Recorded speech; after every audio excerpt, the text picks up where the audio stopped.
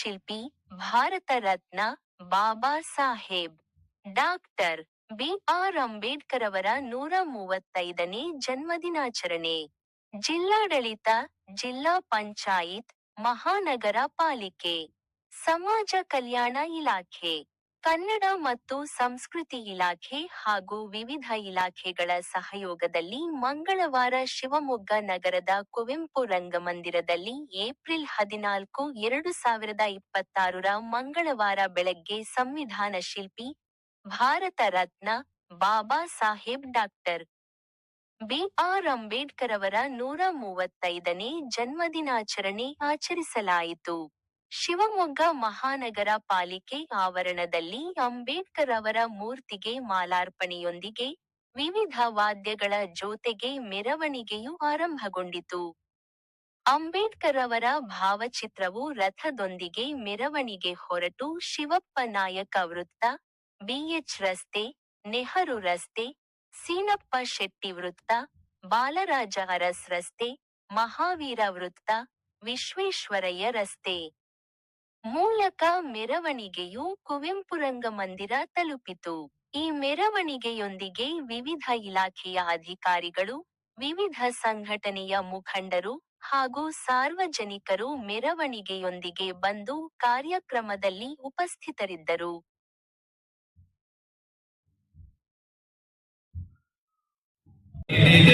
ಕೊಡಮಾಡಿದೆ ಭಾರತದ ದಂಡ ಸಂಹಿತೆ, ಭಾರತದ ದಂಡ ಸಂಹಿತೆ.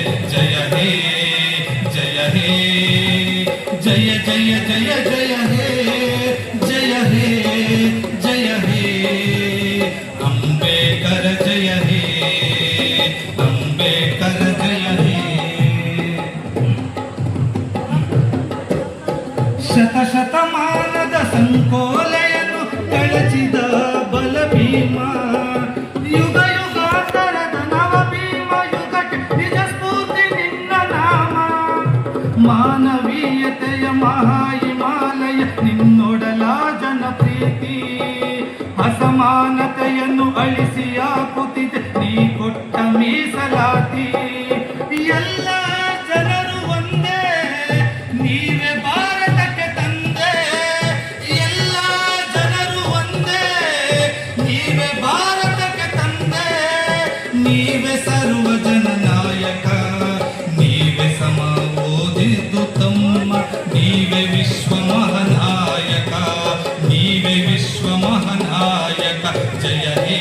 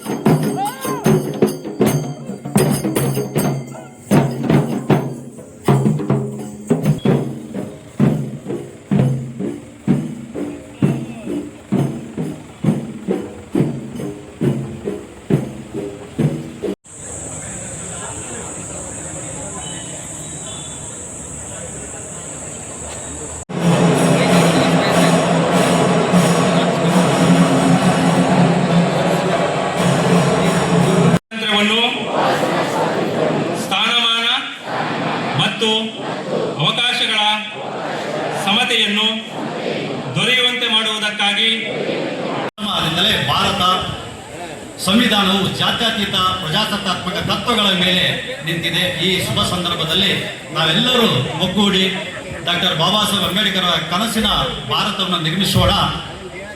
ಅವರ ತ್ಯಾಗ ಮತ್ತು ಹೋರಾಟವನ್ನು ಎಂದಿಗೂ ಮರೆಯಲು ಸಾಧ್ಯವಿಲ್ಲ. ಅವರ ಚಿಂತನೆಗಳು ಇಂದಿಗೂ ನಮಗೆ ದಾರಿದೀಪವಾಗಿ ಕಾರ್ಯಕ್ರಮವನ್ನು ನಾಡಗೀತೆಯೊಂದಿಗೆ ಪ್ರಾರಂಭಿಸೋಣ. ತಾವೆಲ್ಲರೂ ಕೂಡ ಎತ್ತಿದ್ದು ಗೌರವಿಸಬೇಕಂತೇಳಿ ಎಂದು ಶಿಕ್ಷಣದ ಮೂಲಕ ಮಾತ್ರ ದೇಶದ ಪ್ರಗತಿ ಸುಶಿಕ್ಷತೆ ಸಾಧ್ಯ ಎನ್ನುವಂಥದ್ದನ್ನ doctor BR Ambedkar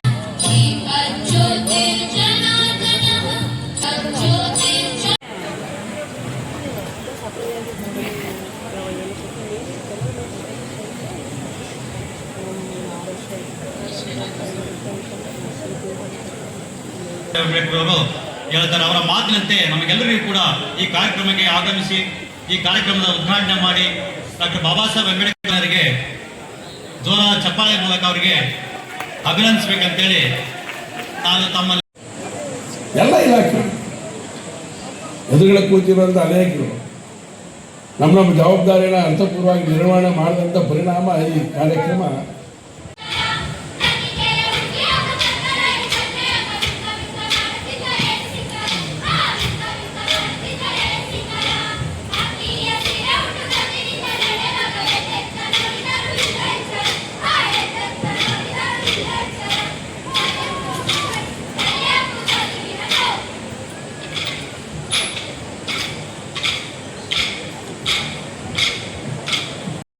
Nandita, Pushpavati, Sinchana M, Radhika M, ಬೃಂದಾಬಾಯಿ, ಪ್ರಾರ್ಥನಾ H ಸಾಧನೆಯನ್ನ ನಾವೆಲ್ಲ ಗೌರವಿಸೋಣ.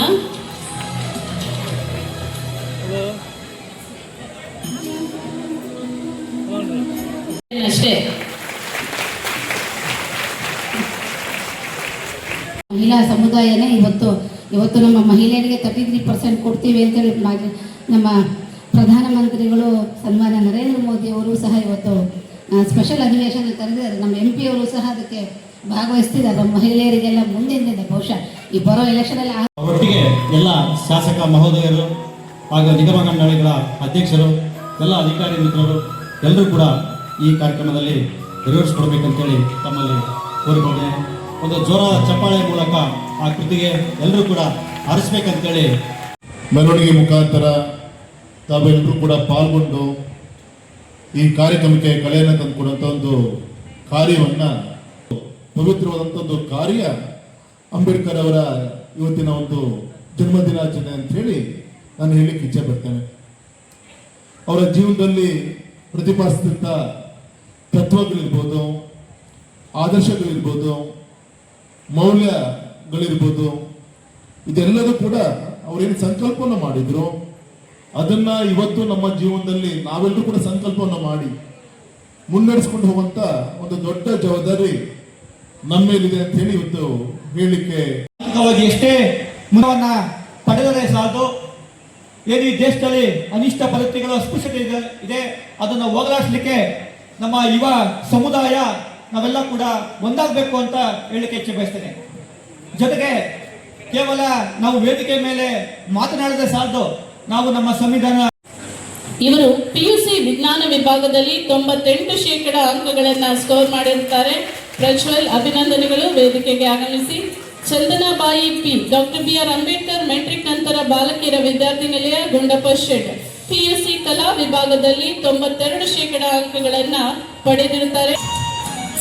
ಎಲ್ಲ ವಿದ್ಯಾರ್ಥಿಗಳಿಗೆ ಅನಂತ ಅಭಿನಂದನೆಗಳು ಇಲ್ಲಿ ತಂದು ನಿಲ್ಲಿಸಿದೆ. ನಿಮ್ಮ ಪ್ರಯಾಣ ಇನ್ನೂ ಮುಂದುವರಿಯುವ ಪ್ರತಿಬಿಂಬವಾಗಿದೆ. ಎಲ್ಲ ವಿದ್ಯಾರ್ಥಿಗಳಿಗೂ ಅಭಿನಂದನೆಗಳು.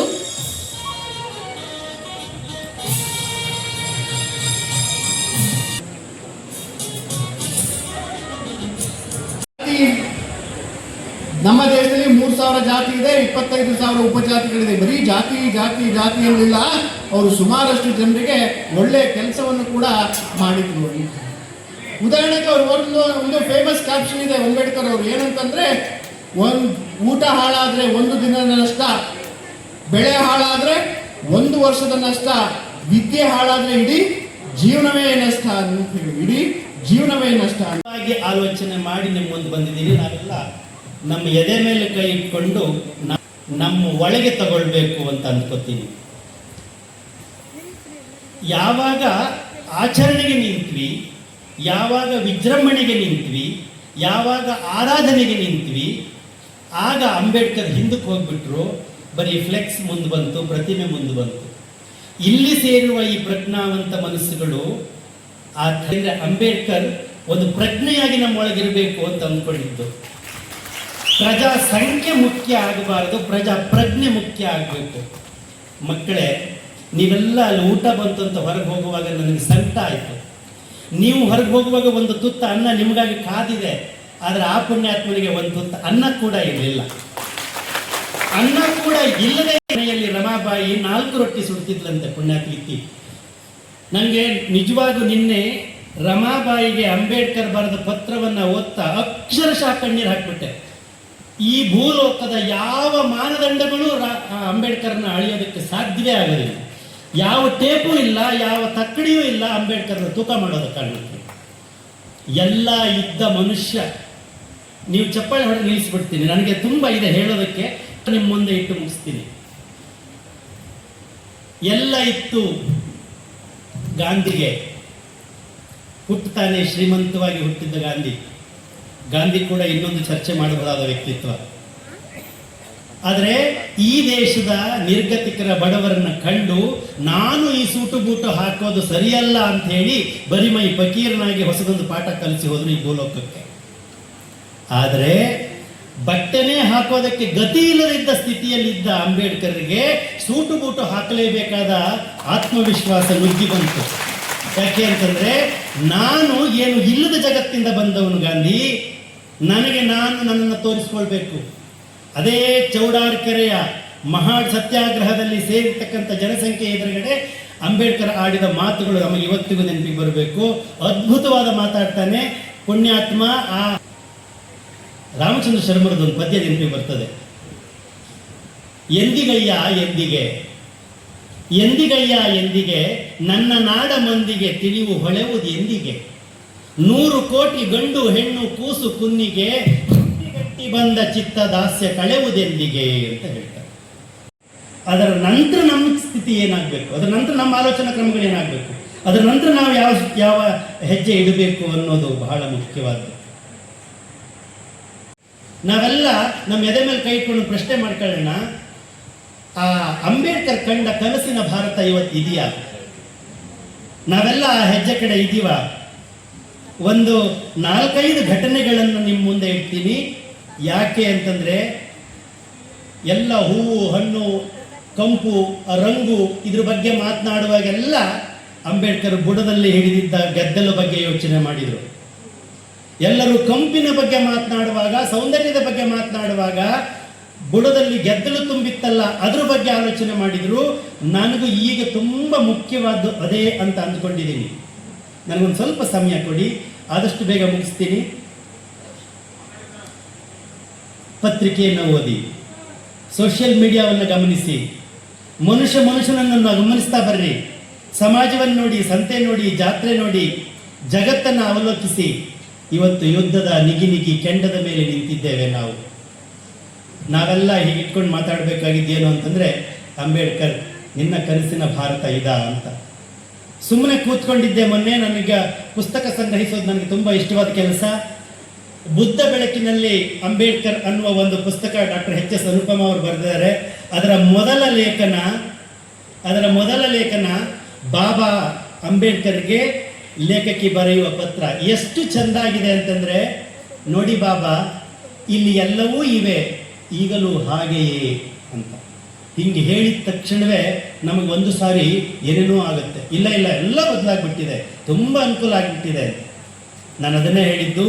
ಹೂವು ಹಣ್ಣು ಹೀಚು ಕಂಪು ರಂಗು ಈ ವೈಭವಗಳ ಮಧ್ಯೆ ಯೋಚನೆ ಮಾಡುವಾಗ ನಾವು ಈಗಲೂ ಏನಾದರೂ ಆಗಿದ್ದೇವೆ, ಆದರೆ ಮನುಷ್ಯರಾಗೋದಲ್ಲಿ ಬಹಳ ಹಿಂದುಳಿದ್ದೇವೆ ಅಂತ ಈಗಲೂ ಅನಿಸುತ್ತೆ. ಅದಕ್ಕೆ ಕೆಲವು ಘಟನೆಗಳನ್ನು ಇಟ್ಕೊಂಡು ಹೇಳ್ತಿದ್ದೀನಿ. ಹಾಗಂತ ಪೂರ್ತಿ ಕೊಲ್ಗೆಟ್ಟು ಹೋಗಿದೆ ಅಂತ ಅರ್ಥ ಅಲ್ಲ. ನಾವು ಇನ್ನೂ ಮನುಷ್ಯರಾಗಬೇಕಾಗಿದೆ. ಅಂಬೇಡ್ಕರ್ ಹೊರಟೋಗಿ ಎಷ್ಟು ಕಾಲ ಆಯಿತು, ಅಂಬೇಡ್ಕರ್ ಸಂವಿಧಾನ ಕೊಟ್ಟು ಎಷ್ಟು ಕಾಲ ಆಯಿತು, ಸ್ವತಂತ್ರ ಬಂದು ನಮಗೆ ಎಷ್ಟು ಕಾಲ ಆಯಿತು. ಆದರೂ ನಾವು ಇನ್ನೇನೋ ಆಗಬೇಕಾಗಿದೆ. ಯಾಕೆ ಅಂದರೆ ಅಲ್ಲೆಲ್ಲೋ ನಡೆದಿದೆ ಅಂತಲ್ಲ, ಅದು ಇಲ್ಲೇ ಎಲ್ಲೋ ನಡೀತಾ ಇದೆ. ಕೆಲವು ಘಟನೆಗಳನ್ನು ಮಾತ್ರ ನಿಮ್ಮ ಮುಂದೆ ನೆನಪು ಮಾಡಿಕೊಂಡು ನಾನು ಏನು ಹೇಳಬೇಕಾಗಿದೆ ಅದರ ಕೆಲವು ತುಂಡು ಭಾಗಗಳನ್ನು ನಿಮ್ಮ ಮುಂದೆ ಇಡ್ತೀನಿ ಬಂಧುಗಳೇ. ಬಿಸಿಯೂಟ ಅಂತ ಬಂದ ಮೇಲೆ ದಲಿತ ಅವಳು ಅಡುಗೆ ಮಾಡಿದ್ಲು ಅಂತ ಹೇಳಿ ಸವರ್ಣೀಯ ಜಾತಿಯವರು ಮಕ್ಕಳನ್ನು ವಾಪಸ್ ಕರ್ಕೊಂಡು ಹೋಗಿದ್ದು ಪತ್ರಿಕೆಯಲ್ಲಿ ಓದಿದ್ದೇನೆ, ನನ್ನ ಎದೆ ಒಡೆದೋಯ್ತು. ದೇವಸ್ಥಾನಕ್ಕೆ ಹೋದ್ರು ಅನ್ನೋ ಕಾರಣಕ್ಕಾಗಿ ಇದೆಲ್ಲವೂ ದಾಖಲೆ. ದೇವಸ್ಥಾನಕ್ಕೆ ಪ್ರವೇಶ ಮಾಡಿದ್ರು ಅನ್ನೋ ಕಾರಣಕ್ಕಾಗಿ ಈಗ ಅಂಬೇಡ್ಕರ್ ಕಾಲದಲ್ಲಿ ಅಲ್ಲ ನಾನು ಹೇಳ್ತಿರೋದು, ಈಗ 4-6 ವರ್ಷಗಳಿಂದ ಈಚೆಗೆ ಈಗಲೂ ನಡೆಯುತ್ತಿದೆ ಅನ್ನುವುದೇ ನನ್ನ ಸಂಕಟ, ಪ್ರಾಯಶಃ ಇಲ್ಲಿರುವ ಅನೇಕರ ಸಂಕಟ. ನೀವು ಹಿರಿಯರು, ನಿಮ್ಗಾದ್ರಕ್ಕಿಂತ ಹೆಚ್ಚಾಗಿ ನನಗೆ ಅಲ್ಲಿ ಕೂತಿದಾರಲ್ಲ ಅವರು ಎಚ್ಚರ ಆಗಬೇಕು. ನಿಮ್ಮ ಎದೆ ಒಳಗೆ ಅಂಬೇಡ್ಕರ್ ಇಳಿಯದ ಹೊರತು ನಮ್ಮ ಈ ಯಾವ ಭಾಷಣಗಳು ಫಲಪ್ರದ ಆಗೋದಿಲ್ಲ. ನನ್ನ ಗೆಳೆಯ ಹೇಳ್ತಿದ್ದ, ನಾಗೇಶ ನಿನ್ನ ಭಾಷಣ ಕೇಳಿದ್ದವ್ರು ನಿನ್ಕಿಂತ ಚೆನ್ನಾಗಿ ಬದುಕಿದ್ದಾರೆ, ಸುಮ್ಮನೆ ಭಾಷಣ ಯಾಕೆ ಮಾಡ್ತೀಯ ಅಂತ. ನಂಗೆ ಅನ್ಸುತ್ತೆ ಅಂಬೇಡ್ಕರ್ನ ಓದದ ಹೊರತು, ಅಂಬೇಡ್ಕರ್ನ ಅನುಸರಿಸದ ಹೊರತು, ಅಂಬೇಡ್ಕರ್ನ ಆರಾಧನೆ ಮಾಡಿದರೆ ಉಪಯೋಗಕ್ಕಿಲ್ಲ. ನೆನ್ಪಿಟ್ಕೊಳ್ಳಿ, ದೇವಸ್ಥಾನಕ್ಕೆ ಪ್ರವೇಶ ಮಾಡಿದ್ರು ಅನ್ನೋ ಕಾರಣಕ್ಕಾಗಿ ಆ ದಲಿತ ಜನಾಂಗದವರು ಕುಡಿಯುವ ನೀರಿಗೆ ಮಲವನ್ನು ಸುರಿದ ಜಗತ್ತು ಇತ್ತೀಚೆಗೆ ನಡೆದು ಹೋಯಿತು. ನೀವು ಗಮನಿಸಿದ್ದೀರೋ ಇಲ್ಲೋ ಗೊತ್ತಿಲ್ಲ, ಇದು ವಿತ್ ರೆಕಾರ್ಡ್ ಪತ್ರಿಕೆಯಲ್ಲಿ ಬಂದಿದೆ. ಹುಬ್ಬಳ್ಳಿ ಹತ್ರ ಈಗ 4-5 ತಿಂಗಳ ಹಿಂದೆ ಮಗಳು ದಲಿತ ಜಾತಿಯ ಹುಡುಗನನ್ನು ಮದುವೆ ಆಗಲು ಅನ್ನೋ ಕಾರಣಕ್ಕಾಗಿ 6 ತಿಂಗಳ ಬಸರಿಯನ್ನು ಅಪ್ಪ ಹೊಡೆದು ಕೊಲ್ತಾನೆ. ಆತ ಹೇಳಿದ್ದು ಜಾತಿ ನಮಗೆ ಮುಖ್ಯ ಅಂತ. ನಾವೆಲ್ಲ ಭಾಳ ಚಂದ ಮಾಡಿ ರಂಗಿನ ಭಾಷಣ ಹೊಡಿತೀವಿ, ಅಂಬೇಡ್ಕರ್ ಬಂದು ಜಾತಿ ವಿನಾಶ ಮಾಡಿದ್ರು ಅಂತ. ನಾವೆಲ್ಲ ನಾಗರಿಕ ಜಗತ್ತಿನಲ್ಲಿ ಬದುಕುವಾಗಿ ನಡೀತಾ ಇದೆ, ಅಂಬೇಡ್ಕರ್ ಇನ್ನೂ ಇದೆ ಹಾಗೆಯೇ ಅಂತ ಅನ್ನುವ ಆ ಲೇಖನ ನನಗೆ ತುಂಬ ಕಾಡ್ತು. ಆ ಕಾರಣಕ್ಕಾಗಿ ಇದೊಂದು ಘಟನೆ ನೆನಪು ಮಾಡಿಕೊಂಡೆ. ತೆಲಂಗಾಣದ ಮಿರ್ಯಾಲ್ಗುಡದಲ್ಲಿ ಒಂದು ಘಟನೆ ನಡೆದೋಯ್ತು. ಪ್ರಣವ್ ಅಂತ ಅವನ ಹೆಸರು. ಅವ ಮದುವೆ ಆಗಿದ್ದ ಅಮೃತ ವರ್ಷಿಣಿ ಅಂತ ಒಂದು ಹುಡುಗಿ. ಅವರ ಅಪ್ಪನ ಹೆಸರು ದೇಶಪಾಂಡೆ ಅಂತ. ಅಪ್ಪ ನನ್ನ ಮಗ ದಲಿತ ಜನಾಂಗದ ಹುಡುಗಿಯನ್ನ ಮದುವೆಯಾದ ಅನ್ನೋ ಒಂದೇ ಕಾರಣಕ್ಕಾಗಿ ವಿರೋಧ ವ್ಯಕ್ತಪಡಿಸಿದ್ದಕ್ಕೆ ಅವ್ರು ಹೊರಗಡೆ ಬದುಕ್ತಾ ಇದ್ರು. ಮನೆಗೆ ಕರೆಸಿ ಒಳ್ಳೆ ಊಟ ಕೊಟ್ಟು ಸ್ವತಃ ಅಪ್ಪನೇ ಮಗನ ಕಡ್ದ. ಇದು ವಿತ್ ರೆಕಾರ್ಡ್ ಇದೆ. ನಾನು ಇದನ್ನ ಯಾಕೆ ಹೇಳ್ತಾ ಇದ್ದೀನಿ ಅಂತಂದ್ರೆ, ಎಲ್ಲೋ ಒಂದೊಂದು ಘಟನೆ 150 ಕೋಟಿ ಜನಸಂಖ್ಯೆ ಇರುವಲ್ಲಿ ಹಿಂಗೆ ಆಗ್ತವೆ. ಈ ಥರ ನಾವು ಮೇಲು ಸ್ತರದಲ್ಲಿ ಭಾಷಣ ಮಾಡಿ ನಿಮ್ಮ ಚಪ್ಪಾಳಿಗೆ ಇಟ್ಟಿಸ್ಕೊಳ್ಳೋದು ಅಲ್ಲ. ನಾನೊಬ್ಬ ಓದಿದ ಹುಡುಗ, ನನ್ನ ಎದುರುಗಡೆ ದಿನ 50-100 ಮಕ್ಕಳ ಮನಸ್ಸುಗಳು ಬರ್ತಾ ಇರ್ತವೆ. ನಾನು ಆ ಮಕ್ಕಳ ಮನಸ್ಸನ್ನು ಕಟ್ಟಬೇಕು. ನನ್ನ ಎದುರುಗಡೆ ಇರುವ ದಿನಪತ್ರಿಕೆ, ನನ್ನ ಎದುರುಗಡೆ ಇರುವ ಮೊಬೈಲ್, ನನ್ನ ಎದುರುಗಡೆ ಇರುವ ಸೋಷಿಯಲ್ ಮೀಡಿಯಾ ಇಂಥದೊಂದು ಮುಖವನ್ನು ತೆರಿತಾ ಇದ್ದಾಗೆಲ್ಲ ನಂಗೆ ಅಂಬೇಡ್ಕರ್ ನೆನಪಿ ಬರ್ತಾನೆ. ಅಂಬೇಡ್ಕರ್ ಕಂಡ ಕನಸಿನ ಭಾರತ ಇದಾಗಬಾರದು. ನಾನು ನನ್ನ ಮಕ್ಕಳನ್ನ ಮನಸ್ಸನ್ನು ತಿದ್ದಬೇಕು. ನನ್ನ ತಲೆ ಪೂರ್ತಿ ನುಣ್ಣಗಾಗೋಯ್ತು. ನಾವಿನ್ನೇನು ಮಾಡ್ಬೋದು ಅನ್ನೋ ಪ್ರಶ್ನೆ ಇಲ್ಲ. ನಾನು ಯೋಚನೆ ಮಾಡೋದು ನನ್ನ ಎದುರುಗಡೆ ಕಿರಿಯ ತಲೆಮಾರಿದೆ. ಅಂಬೇಡ್ಕರ್ ಯಾಕೆ ಸೂಟು ಬೂಟು ಹಾಕಿ ಅಷ್ಟು ಕ್ಲೀನ್ ಆಗಿ ಬರ್ತಾ ಇದ್ರು? ಅವರು ಮಹಾಡ್ಕರೆಯ ಚಳುವಳಿ ಮಾಡಿದಾಗ ಅವರು ಒಂದು ಮಾತನ್ನು ಹೇಳ್ತಾರೆ, ಅದು ಬಹಳ ಅಪರೂಪದ ಮಾತಾಗಿತ್ತು. ಆ ಮಾತು ಏನು ಅಂತಂದ್ರೆ,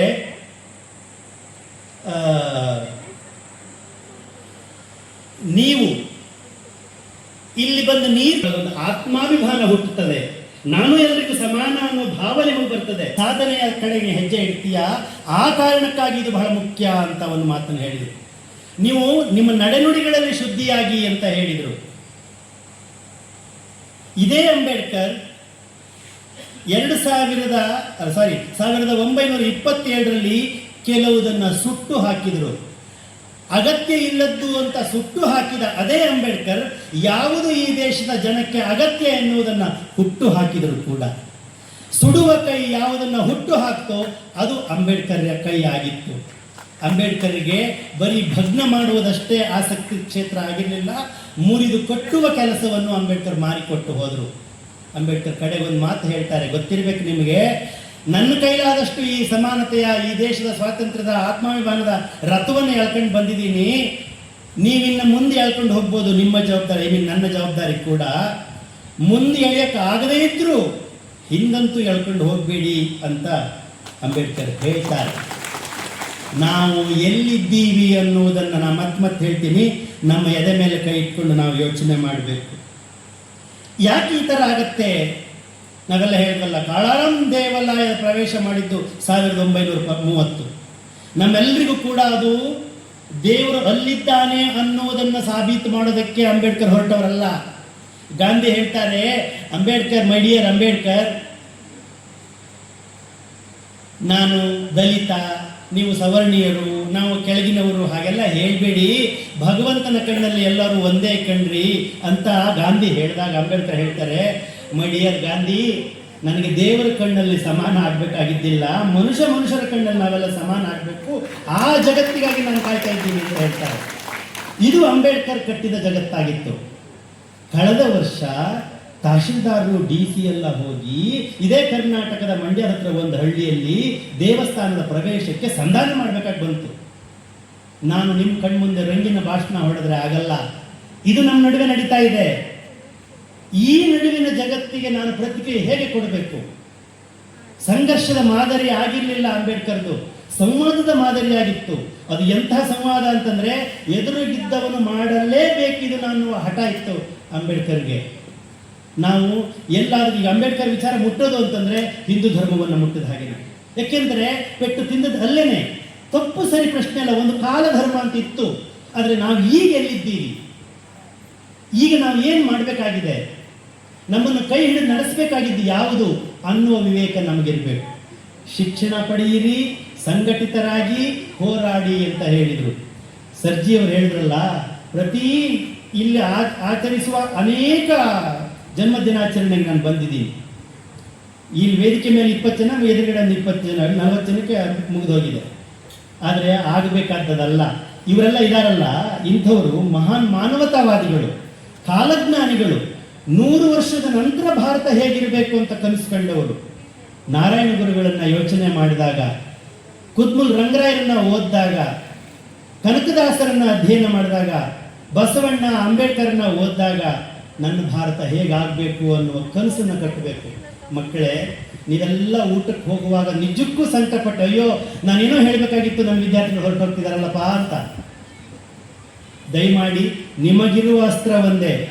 ಅಂಬೇಡ್ಕರ್ ವಿದೇಶದಲ್ಲಿ ಹೋಗಿ ಜಗತ್ಪ್ರಸಿದ್ಧವಾದ ಪ್ರಬಂಧ ಮಂಡಿಸಿ ಗೆದ್ದು ಬಂದರೂ ಕೂಡ ಈ ದೇಶದಲ್ಲಿ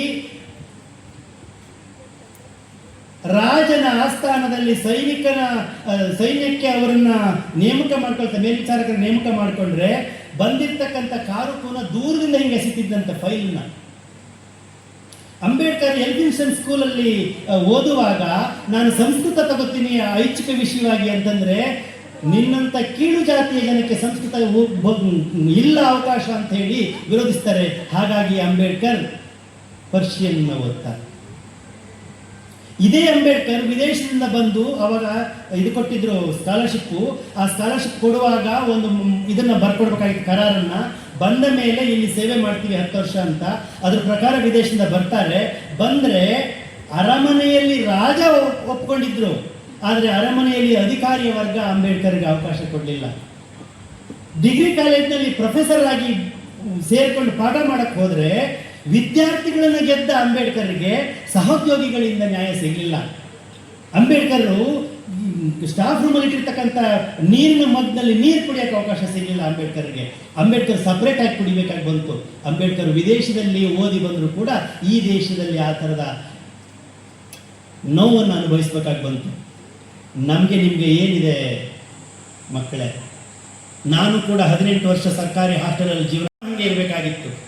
ಈಗ ನಾನು ಸ್ವಾಭಿಮಾನದಿಂದ ಹೇಳ್ತಿದ್ದೀನಿ, ನನ್ನನ್ನು ಯಾರೂ ಕೂಡ ಶಕ್ತಿಯಿಂದ ಬಗ್ಗಿಸಬಹುದು, ಆದರೆ ನನ್ನ ಬೌದ್ಧಿಕತೆಯಿಂದ ಯಾರನ್ನು ಸೋಲಿಸೋದಕ್ಕೆ ನಾನು ಬಿಟ್ಕೊಡಲ್ಲ. ಇವತ್ತಲ್ಲದೆ ನಾಳೆ ಓದಿಕೊಂಡು ಬರಬಲ್ಲೆ ಅನ್ನುವ ಆತ್ಮವಿಶ್ವಾಸವನ್ನು ಹುಟ್ಟಿಸಿದ ಪುಣ್ಯಾತ್ಮ ಇತ್ತ.